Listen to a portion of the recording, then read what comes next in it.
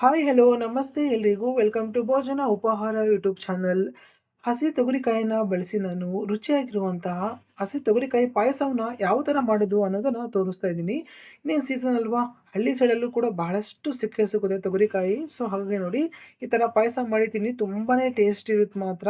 ಹಾಗಾದರೆ ಮಾಡುವ ವಿಧಾನ ಹೇಗೆ ಅಂತ ನೋಡೋಣ ಬನ್ನಿ. ಮೊದಲಿಗೆ ನಾನು ಸ್ಟವ್ನ ಆನ್ ಮಾಡಿಬಿಟ್ಟು ಒಂದು ಕುಕ್ಕರ್ನ ಇಟ್ಕೊಳ್ತಾ ಇದ್ದೀನಿ. ಕುಕ್ಕರಿಗೆ ನೋಡಿ 1/4 kg ಹಸಿ ತೊಗರಿಕಾಯನ್ನು ವಾಶ್ ಮಾಡಿಬಿಟ್ಟು ಹಾಕ್ಕೊಳ್ತಾ ಇದ್ದೀನಿ. ಹಾಕಿದ್ದಾದ್ಮೇಲೆ ನೋಡಿ, ಹಸಿ ತೊಗರಿಕಾಯಿ ಎಷ್ಟು ಹಾಕೊಂಡಿರ್ತೇವೋ ಅದರ ಮೇಲ್ಭಾಗದಷ್ಟು ಮುಳುಗುವಷ್ಟು ನೀರನ್ನ ಹಾಕೋಬೇಕು. ಓಕೆನಾ, ಕನ್ಫ್ಯೂಸ್ ಆಗಬೇಡಿ.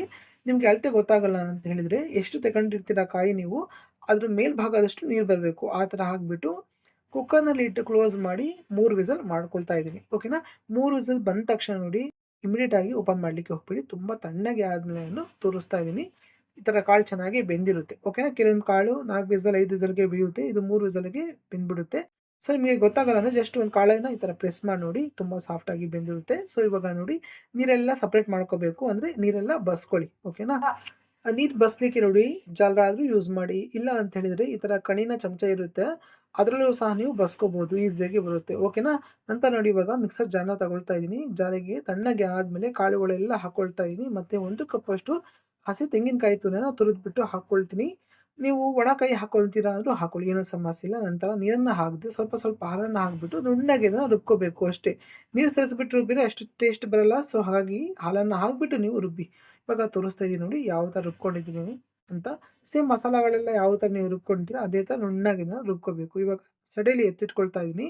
ಮತ್ತೊಮ್ಮೆ ಸ್ಟವ್ನ ಆನ್ ಮಾಡಿಬಿಟ್ಟು ಒಂದು ಪಾತ್ರೆನ ಇಟ್ಕೊಳ್ತಾ ಇದ್ದೀನಿ. ಪಾತ್ರೆ ಬಿಸಿ ಆದಮೇಲೆ 3 ಟೇಬಲ್ ಸ್ಪೂನಷ್ಟು ನಾನು ತುಪ್ಪವನ್ನು ಹಾಕ್ಕೊಳ್ತಾ ಇದ್ದೀನಿ. ಇದು ತುಪ್ಪ ಮನೆಯಲ್ಲೇ ಮಾಡಿರುವಂಥದ್ದು. ಬರುವಂತಹ ವಿಡಿಯೋದಲ್ಲಿ ಮನೆಯಲ್ಲೇ ತುಪ್ಪ ಯಾವ ಥರ ಮಾಡೋದು ಅನ್ನೋದನ್ನು ತೋರಿಸ್ತೀನಿ. ಓಕೆನಾ, ಆಲ್ಮೋಸ್ಟ್ ನಾವು ಅಂಗಡಿಗಳಲ್ಲಿ ಪರ್ಚೇಸ್ ಮಾಡೋದು ತುಂಬ ಕಡಿಮೆ. ಯಾರಾದರೂ ಹಳ್ಳಿ ಸೈಡಲ್ಲಿ ಮಾರಲಿಕ್ಕೆ ಬರ್ತಾರೆ, ಅಲ್ಲಾದರೂ ಪರ್ಚೇಸ್ ಮಾಡ್ತೀವಿ. ತುಂಬ ಘಮ ಘಮ ತುಪ್ಪ. ನಂತರ ನೋಡಿ, ಒಂದು ಸ್ವಲ್ಪ ಗೋಡಂಬಿ ಮತ್ತು ಬಾದಾಮಿಯ ಸಣ್ಣದಾಗಿ ಕಟ್ ಮಾಡಿಬಿಟ್ಟು ಹಾಕ್ಕೊಳ್ತಾ ಇದ್ದೀನಿ. ಹಾಕಿದ್ದಾದ್ಮೇಲೆ ನೋಡಿ, ಸಣ್ಣ ಉರಿಯಲ್ಲಿ ಕೆಂಪು ಆಗುವವರೆಗೂ ಚೆನ್ನಾಗಿ ಇದನ್ನು ಫ್ರೈ ಮಾಡ್ಕೊಳ್ತಾ ಇದ್ದೀನಿ. ಫ್ರೈ ಮಾಡಿ ಸಪ್ರೇಟಾಗಿ ಒಂದು ಪ್ಲೇಟಿಗೆ ಎತ್ತಿಟ್ಕೊಳ್ಳುವಂಥ ಅವಶ್ಯಕತೆ ಇಲ್ಲ. ಓಕೆನಾ, ಇವಾಗ ಡೈರೆಕ್ಟಾಗಿ ನೋಡಿ ರುಬ್ಬಿರುವಂಥ ಪೇಸ್ಟನ್ನು ಹಾಕ್ಕೊಳ್ತಾ ಇದ್ದೀನಿ. ಹಾಕಿದ್ದು ಆದಮೇಲೆ ನೋಡಿ, ಹಸಿ ವಾಸನೆ ಹೋಗುವವರೆಗೂ ತುಪ್ಪದಲ್ಲಿ ಚೆನ್ನಾಗಿ ಅದನ್ನು ಫ್ರೈ ಮಾಡ್ಕೋಬೇಕು, 2-3 ನಿಮಿಷಗಳ ಕಾಲ. ಓಕೆನಾ, ನೀವು ಎಷ್ಟು ಚೆನ್ನಾಗಿ ಫ್ರೈ ಮಾಡ್ತೀರೋ ತುಂಬ ಚೆನ್ನಾಗಿ ಟೇಸ್ಟ್ ಬರುತ್ತೆ. ನಂತರ ನೋಡಿ, ಇವಾಗ ರುಬ್ಬಿರುವಂತಹ ಜಾರಿಗೆ ನಾನು ಒಂದು ಲೋಟದಷ್ಟು ಹಾಲನ್ನು ಹಾಕ್ಕೊಳ್ತಾ ಇದ್ದೀನಿ. ಹಾಕಿದ್ದಾದಮೇಲೆ ಆ ಜಾರನ್ನೆಲ್ಲ ಚೆನ್ನಾಗಿ ವಾಶ್ ಮಾಡಿಬಿಟ್ಟು ಹಾಕ್ಕೊಳ್ತಾ ಇದ್ದೀನಿ. ತೊಳೆದ್ಬಿಟ್ಟು ಹಾಕೋಬೇಕು, ಭಾಳಷ್ಟು ಪೇಸ್ಟ್ ಅದರಲ್ಲಿ ಇರುತ್ತೆ. ಸೊ ಹಾಗಾಗಿ ಓಕೆನಾ, ನೀರು ಹಾಕಲಿಕ್ಕೆ ಹೋಗ್ಬೇಡಿ, ಹಾಲೇ ಹಾಕಿ, ತುಂಬ ಟೇಸ್ಟ್ ಇರುತ್ತೆ. ಓಕೆನಾ, ಇಲ್ಲ ನಾನು ಹಾಲು ಸೇರಿಸಲ್ಲ ಅಂತ ಹೇಳಿದರೆ ನೀರು ಬೇಕಾದ್ರೂ ಸೇರಿಸ್ಬಿಟ್ಟು ಮಾಡ್ಕೊಳ್ಳಿ, ನಿಮ್ಮಿಷ್ಟ. ಓಕೆನಾ, ಬಟ್ ಹಾಲು ಹಾಕಿದ್ರೆ ತುಂಬ ಟೇಸ್ಟ್ ಇರುತ್ತೆ ಅಂತ ಅಷ್ಟೇ. ನಂತರ ನೋಡಿ ಎಲ್ಲವನ್ನು ಚೆನ್ನಾಗಿ ಇವಾಗ ಮಿಕ್ಸ್ ಮಾಡ್ಕೋಬೇಕು.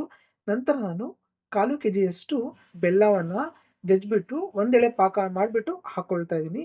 ನೀವು ಸಕ್ಕರೆ ಹಾಕ್ಕೊಳ್ತೀರಾ ಅಂದರೆ ಹಾಕ್ಕೋಬೋದು, ಏನೂ ಸಮಸ್ಯೆ ಇಲ್ಲ. ಬಟ್ ಬೆಲ್ಲ ಹಾಕ್ಕೊಳ್ಳಿ, ತುಂಬ ಚೆನ್ನಾಗಿರುತ್ತೆ. ಬೆಲ್ಲದ ಪಾಕವನ್ನು ಶೋಧಿಸ್ಬಿಟ್ಟು ಹಾಕ್ಕೊಳ್ತಾ ಇದ್ದೀನಿ.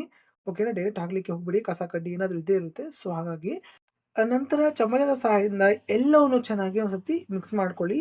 ನೋಡಲಿಕ್ಕೆ ನೀರು ನೀರಾಗಿ ಕಾಣುತ್ತೆ, ಕುದಿ ಬರ್ತಾ ಬರ್ತಾ ತುಂಬಾ ಗಟ್ಟಿಯಾಗಿಬಿಡುತ್ತೆ. ಓಕೆನಾ, ಇವಾಗ 3-4 ಏಲಕ್ಕಿನ ನಾನು ಪೌಡರ್ ಮಾಡಿಬಿಟ್ಟು ಹಾಕ್ಕೊಳ್ತಾ ಇದ್ದೀನಿ.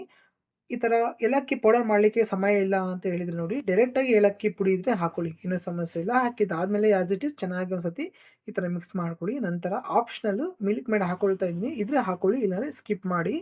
ಒಂದು 2-3 ಟೇಬಲ್ ಸ್ಪೂನಷ್ಟು ಹಾಕ್ಕೊಳ್ತಾ ಇದ್ದೀನಿ. ಓಕೆನಾ, ಹಾಕಿದ್ದಾದ್ಮೇಲೆ ನೋಡಿ, ಈ ಥರ ಚೆನ್ನಾಗಿ ಕುದಿ ಬರ್ತಾ ಇದೆ ಅನ್ಬೇಕಾದ್ರೆ ಕರೆಕ್ಟಾಗಿ ಹದ ಬಂದಿರುತ್ತೆ, ಜೊತೆಗೆ ಗಟ್ಟಿ ಕೂಡ ಬಂದಿರುತ್ತಲ್ವ.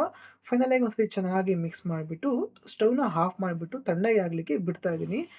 ಬಿಸಿ ಬಿಸಿ ಇದ್ದಾಗ ಸರ್ವ್ ಮಾಡಿ ಅಷ್ಟು ಚೆನ್ನಾಗಿರಲ್ಲ, ತುಂಬ ತಣ್ಣಗೆ ಆಗಬೇಕು ಯಾವುದೇ ಪಾಯಸ ಆಗಲಿ, ಆವಾಗ ತುಂಬ ಟೇಸ್ಟ್ ಇರುತ್ತೆ. ಸೊ ಫೈನಲಾಗಿ ನೋಡ್ಬೋದು, ನಾನು ಇವಾಗ ಸರ್ವಿಂಗ್ ಬೌಲಿಗೆ ಸರ್ವ್ ಮಾಡಲಿಕ್ಕೆ ಹಾಕ್ಕೊಳ್ತಾ ಇದ್ದೀನಿ. ಓಕೆನಾ, ಬಿಸಿ ಬಿಸಿಯಾಗಿ ರುಚಿಕರ ತೊಗರಿಕಾಯಿ ಪಾಯಸ ರೆಡಿಯಾಗಿದೆ. ಬನ್ನಿ ಎಲ್ಲರೂ ಸವಿಯೋಣ. ನೀವು ಕೂಡ ಒಂದ್ಸತಿ ಟ್ರೈ ಮಾಡಿಬಿಟ್ಟು ಕಮೆಂಟ್ ಮುಖಾಂತರ ಹೇಳಿ ಹೇಗಾಗಿತ್ತು ಅಂತ. ತುಂಬ ಚೆನ್ನಾಗಿದೆ. ನಾನಿವಾಗ ಒಂದು 2 ಸ್ಪೂನ್ ತಿಂದ್ಬಿಟ್ಟು ಹೇಳ್ತಿದ್ದೀನಿ ನೋಡಿ, ತುಂಬ ಚೆನ್ನಾಗಿದೆ, ಅಲ್ಟಿಮೇಟ್ ಟೇಸ್ಟ್ ಮಾತ್ರ. ಸೊ ಈ ರೆಸಿಪಿ ನಿಮಗೆ ಇಷ್ಟ ಆದರೆ ದಯವಿಟ್ಟು ಲೈಕ್ ಮಾಡಿ, ಸಬ್ಸ್ಕ್ರೈಬ್ ಮಾಡ್ಕೊಳ್ಳಿ. ಮತ್ತು ಹೊಸ ರೆಸಿಪಿಯೊಂದಿಗೆ ಸಿಗ್ತೀನಿ. ಅಲ್ಲಿವರೆಗೂ ಎಂಜಾಯ್ ಮಾಡ್ತಾ ಇರಿ. ಶುಭವಾಗಲಿ. ಬಾಯ್.